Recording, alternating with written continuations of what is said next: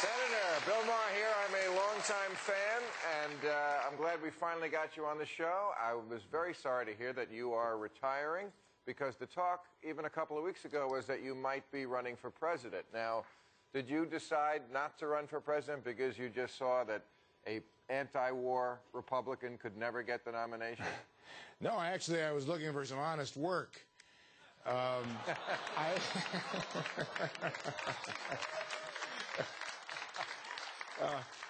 No, I think this party that I belong to, the Republican Party, like the Democratic Party, is going through a time of some transformation.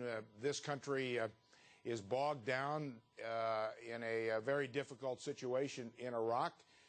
I think this country's off balance. We've got a lot of leaders offering themselves for the presidency.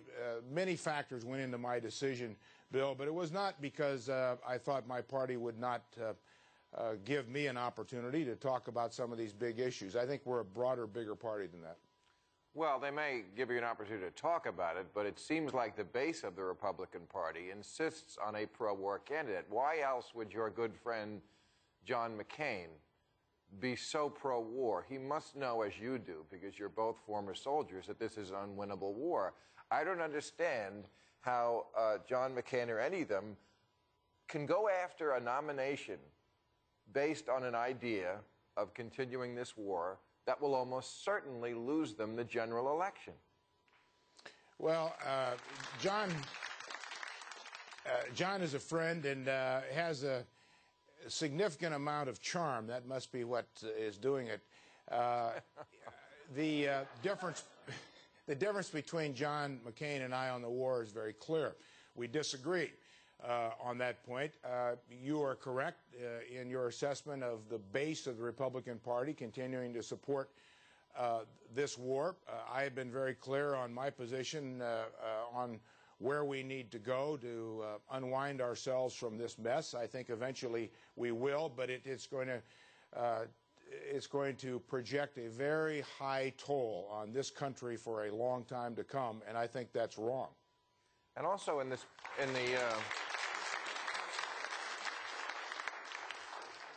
that's why we wish you were running.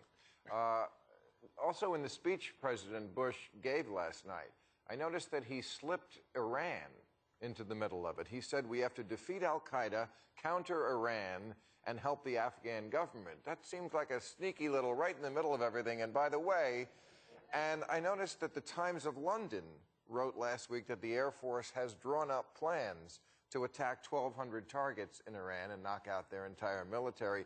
Please tell me that Congress does have the power to stop President Godzilla if he decides to stomp on one more country, and that he could not get away with that? Well, as you all know, we are at war in two countries and not doing particularly well in either war. And I'm not sure the American people are about ready to go to a third war. First of all, we don't have the manpower to do it. The power of the Congress is rather clear on this, and if the President is inching toward a military confrontation with Iran, then I do think that is where the Congress of the United States draws the line. Yes, Iran is an issue. Yes, it is a threat. But the way to deal with Iran is to engage Iran in a broader strategic context for all the Middle East. And it isn't a military confrontation, but it has to factor in Iran, Syria, the Palestinian-Israeli situation, Iraq. Every country in the Middle East is as combustible as it's been probably in the history of the Middle East.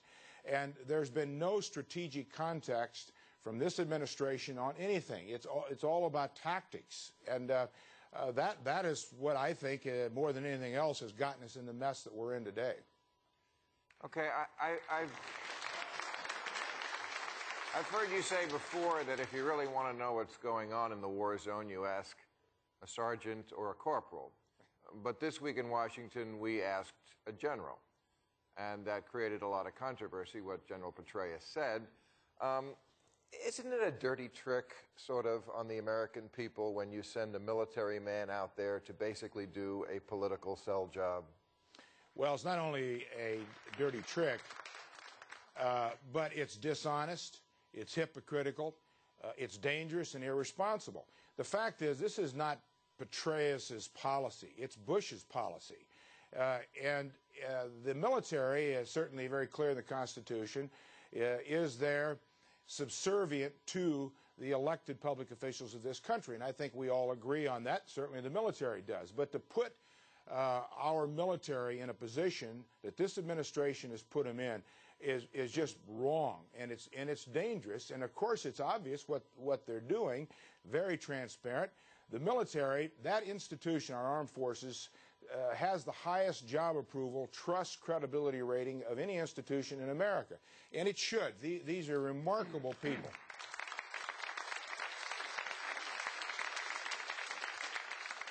Indeed, they are. I've heard a lot of Republicans in the last year or so say, I want my party back. I've heard John Danforth say it. I've heard Christy Todd Whitman, Colin Powell. Lawrence Wilkerson was on our show last week, said that.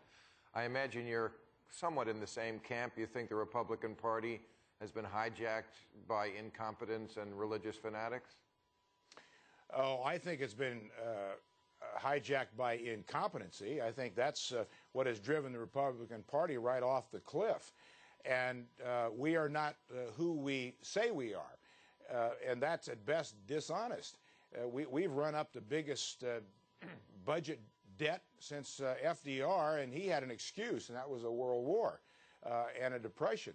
But we are going to see, I think, over the next few years, and this election next year, Bill, will begin a reorientation of our party, both parties, American politics. The American people will demand it. The one sure thing about this country, I think more than any one thing over the last 200 years, aside from the fact that we are a nation of laws, is the good sense of the American people. And elections are about self-corrections, and we will self-correct. All right, last question. If the Republican candidate for president next year is as staunchly pro-war as they are now, would you consider supporting the Democrat? Well, I would have to look at my choices, but I think this war policy, where we are today, and the continuation of this policy is the biggest foreign policy blunder in the history of our country, and we're going to pay a very high price for this. All right, Senator Hagel, thank you for taking time out. I hope we see you back here on our panel whenever your time allows. Senator Chuck Hagel, everybody. Thank you, Senator. All right, let's move on.